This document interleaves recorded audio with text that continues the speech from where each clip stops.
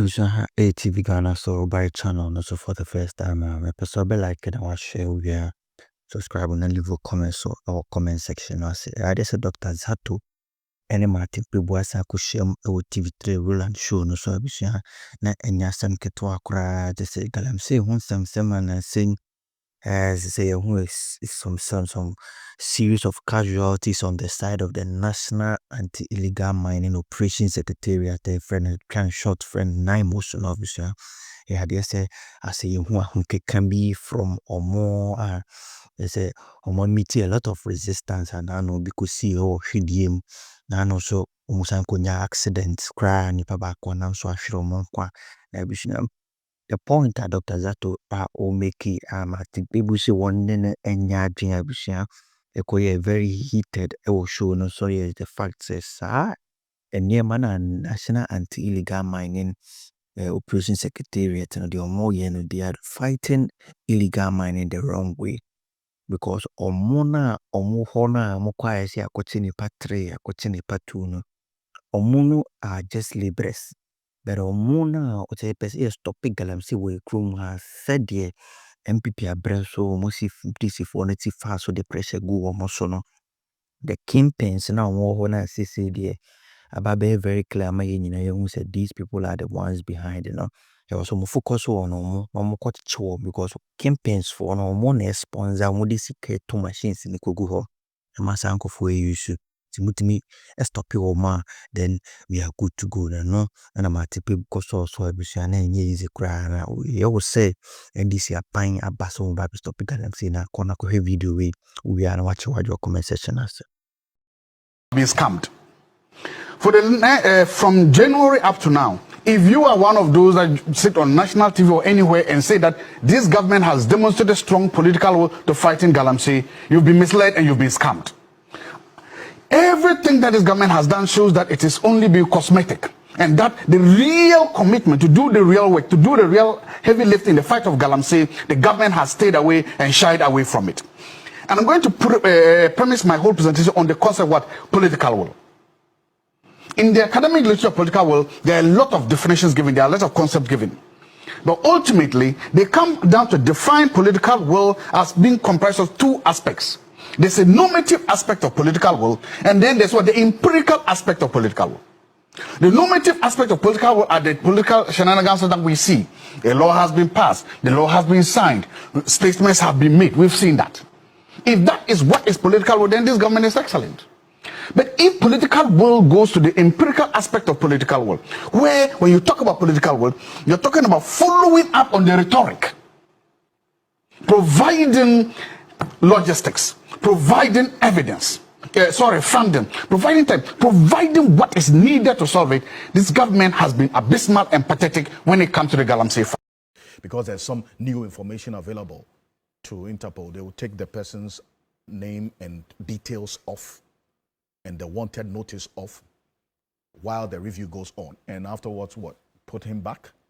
That's if the,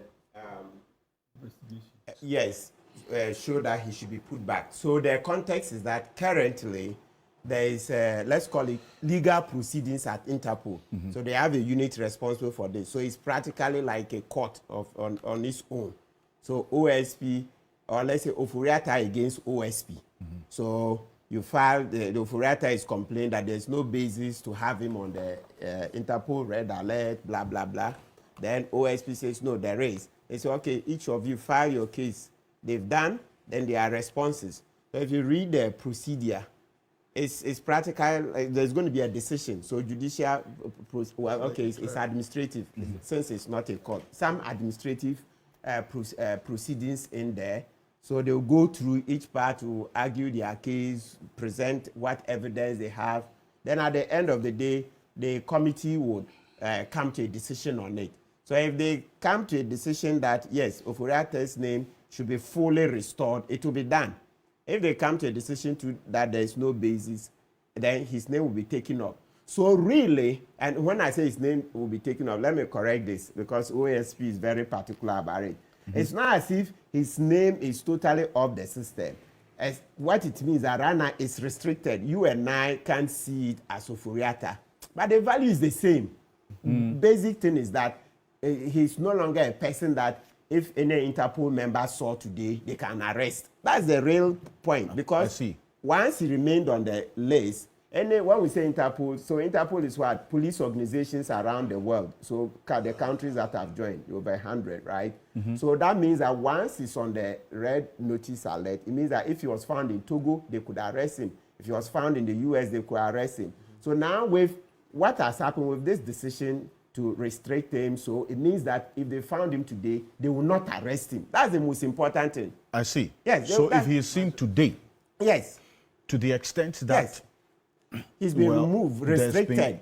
We are using effective communication. The key thing is, what is the effect of what has been done? The main effect is that he will not be arrested. So if he's seen today? Yes. So whether you call it removal or what do you call it, restriction, the key thing is that would he be arrested today if he's found? No.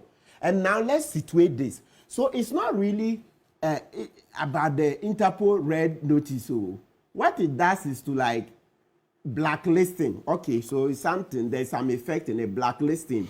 But if we look at what Ghanaians have been looking for, which is that he must come back to Ghana, that one is a long shot. Long shot, because even if he's arrested today, he will not be automatically brought to Ghana today or tomorrow. No.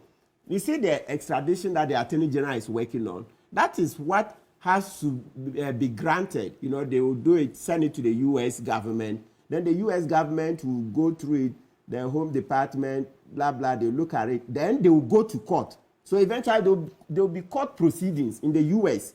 because Oforiatta will contest his return to Ghana, right? And so it's not today or tomorrow.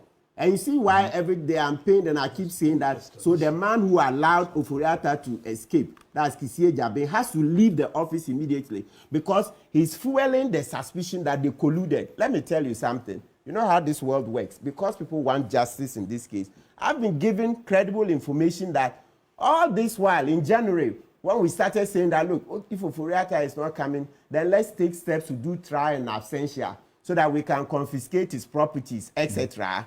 And it wasn't done, they delayed. It turns out that in the interim, Oforiatta is trying to get permanent residence in the U.S. You got this information from where? Oh, you know, this work we do, if I had to disclose all my sources would dry up. You say it's credible. Yes, credible. Yeah, but I have to keep citizen journalism. I have the right to keep them. So right now, the key thing is that, and that's why it's even irking me more. So as OSP was doing Kukwasa, Oforiatta, through one of his sons has applied for him to get permanent residence in the U.S. I see. And so this, that and this complicates his return. I see. This you are able to prove. Sorry? You're able to prove because this is from a credible source. Yes. So you have enough information to prove that indeed he has applied to get permanent. Oh, no, they will release it. But I look at where the source is coming from. I believed it. And of course, if push comes to shove, we'll go into the U.S. system.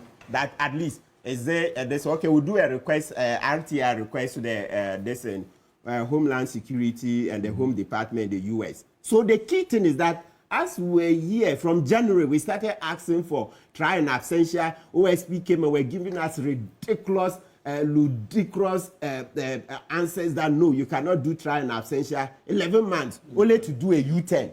So then it fuels the suspicion. The analysts are like, oh, so were they denying trial in absentia, so that it gives Oforiatta enough opportunity to get permanent residence. Because they're going to court on Monday. Yes. The fugitives, as has been described, they are not in the country, obviously. So the trial is going to go on. Yes. What's going to happen on Monday is they're going to hear them. Yes, but the fact that will be in the absence of Oforiatta.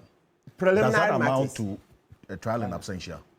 Yes, the trial is, let's say this, before the trial in absentia will be done, Article 19, Clause 3 requires that the OSP will prove to the court that Oforiatta has been notified, the very thing we have been talking about. As to how they do the notification, Monday will come, then we'll see. If they've done it, fine. But if they've not, then it means that for Oforiatta and Esakore, his chef de cabinet, or is it chief de cabinet, his PA, let's use the simple term, his PA, the trial for them will not go on if there is no proof, cogent proof that they've been notified. Because let's read 19 clause 3. It says that he has to be notified. So if the accused is notified of the trial and he doesn't come, then that's when the court will go on. But please, that technical term, well, in this case, I would say technical because it's not cheap. Notification, that's what OSP has to prove to the court. And this is what lawyer Tadiosori had been saying from day one. You know, Tadiosori was one of the first to say, let's do trial in absentia. In January, when this matter came, if you check the records, I think for me, in reading commentary on this matter, lawyer Tadiosori was the first to ask for trial in absentia. Then later, all of us joined. Me, initially, you know, we thought, oh, he would come. And, you know, but it turned out that at least some of us converted far earlier and joined Tadiosori in asking for trial in absentia. And OSP kept stonewalling, while Sufuriata is taking steps to get better residents in the US so that his coming here will be more complex. And don't forget that he has huge investments in the US. Huge investment. And the American government will not lightly throw him under the bus. So you have to be very careful. This is a political decision.